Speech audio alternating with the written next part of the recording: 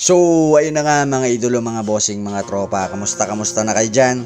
Welcome back na naman sa ating panibagong mabisang tutorial dito lamang sa ating mumunting channel. Recently, ang dami na namang lumipat na mga MOBA players.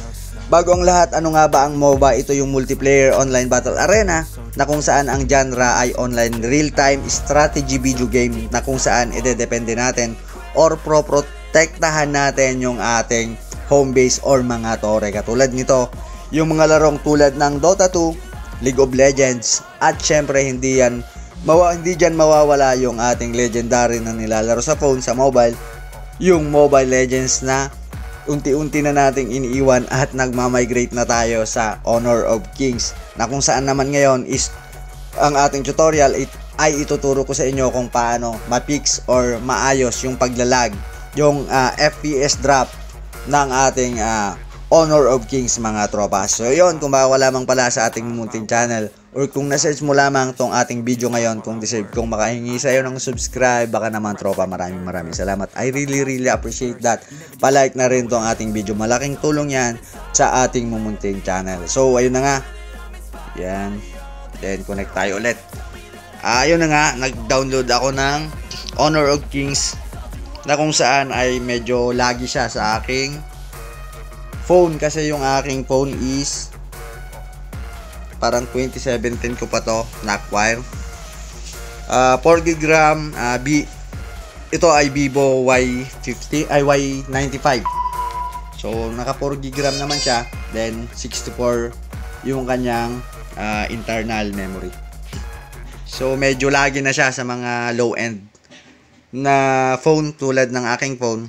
So kung high-end naman yang sa inyo, siguro hindi nyo na kailangan tong ating tutorial. Pero kung low-end yung inyong mga phone, yung inyong mga devices, is gagawa natin yan ng paraan para malaro pa rin natin ng smooth technically yung ating Honor of Kings. Kaya natin ginawa ng video ngayon tong ating Honor of Kings para maiwasan natin yung tinatawag na pagdadrop ng frame per second niya.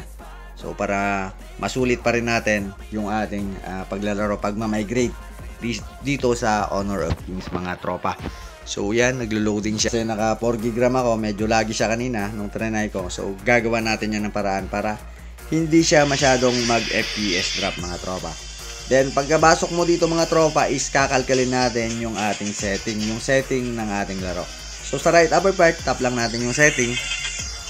Yan, tap natin yung setting. So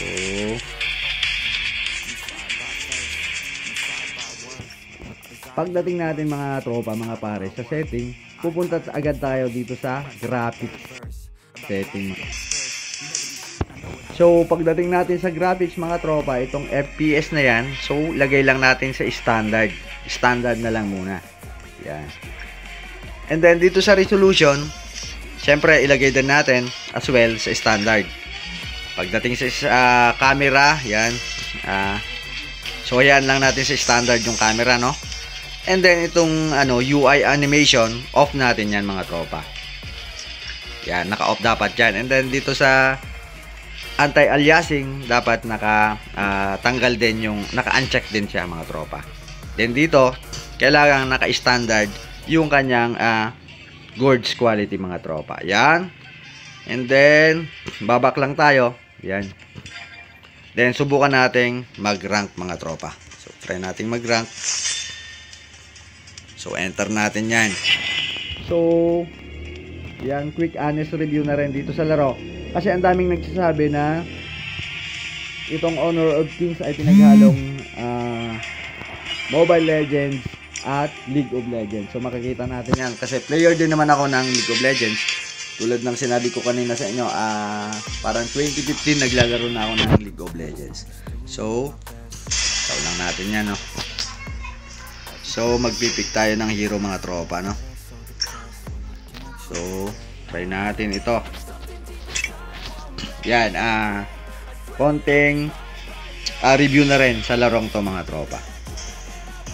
Kikitain natin, titignan natin kung balance yung kanilang gameplay, mga tropa. So wait lang nating makapasok.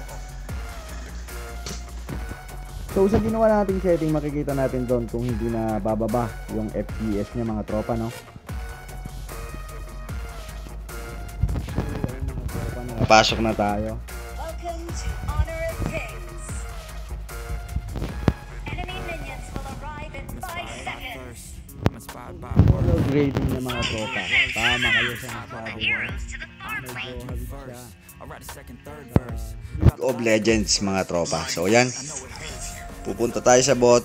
So yung map niya is medyo malawak. Medyo mas malawak siya kaysa sa League of Legends.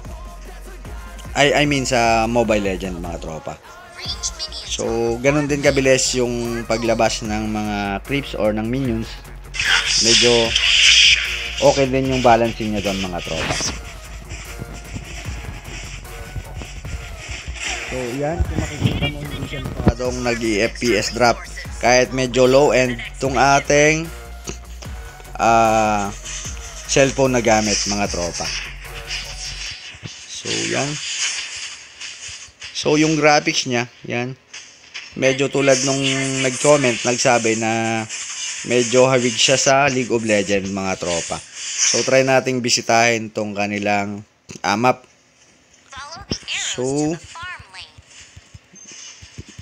medyo mas malawak nga lang siya sa Mobile Legends mga tropa.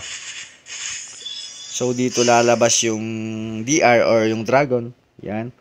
So from bot to mid is medyo malawak talaga. Saka yung mga bush, talagang kamukha siya ng yung dating parang 2014 na League of Legends. So ganito yung itsura nung 2015 na season ng League of Legends mga tropa. So ayan, try nating pumunta sa top. So meron din ditong dragon, no, sa LOL, sa League of Legends. Yun yung tinatawag na Baron.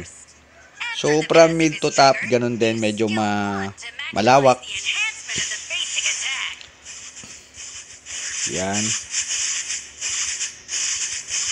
So as you can see mga tropa, no, yung aking MS sa top is nasa 50, no. Kung sa Mobile Legends dyan, medyo lagi ka na. Pero dito sa sa Honor of Kings ay hindi pa siya lagi. Playable pa siya pa ang mga tropa. Sa 50 pataas na MS is playable pa siya. Hindi katulad nung League of Legends ay nung Mobile Legends na medyo kapag kaganyan is medyo lagi na talaga. So kumusta naman natin yung kanyang FPS, yung frame per second niya. Hindi naman siya masyadong lag, no mga tropa. So maganda siya sa ganong settings. Kapag ka low end yung ating phone or yung ating device. So sana natandaan mo yung setting natin kanina. Nakalimutan ko lang ipakita, may network test din dun. Makikita mo dun kung malag yung ating network.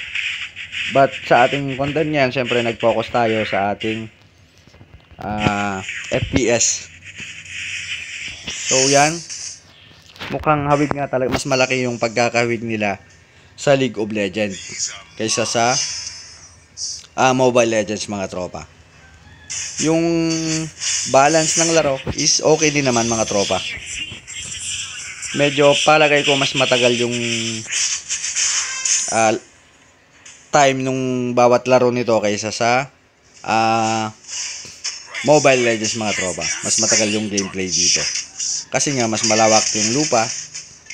Pero yung pag respawn ng mga farm at ng mga minions ay same lang sa Mobile Legends. Ganun din kabilis. So ayan, sana yung mga lilipat ng magmamigrate dito sa Honor of Kings ay mapanood nyo tong ating video para magkaroon kayo ng idea about paano natin ma-fix yung laggy, yung paglalag ng kanyang FPS mga tropa. So ang network ko pala is PLDT. Yan. So kahit tumataas siya ng 70 to 80 yung MS is playable pa naman sa mga tropa. Yan. So walang uwian to para mabilis. Yan. So, uwi na mga tropa, kung may time pa kayo, share nyo na rin sa ating mga tropa itong ating video ngayon.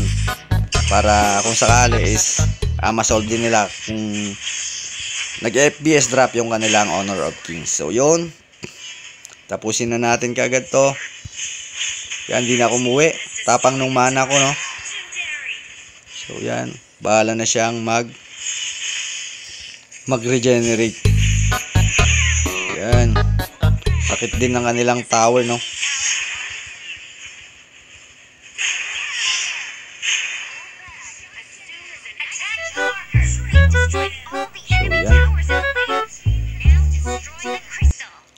So, tapusin na natin kagad to mga tropa. Attack the marker. We've destroyed all the enemy towers in a lane. Now destroy the crystal. So, ayan, kita-kita tayo mga tropa sa ating mga susunod pang mga content mga tropa. Ayan, thank you.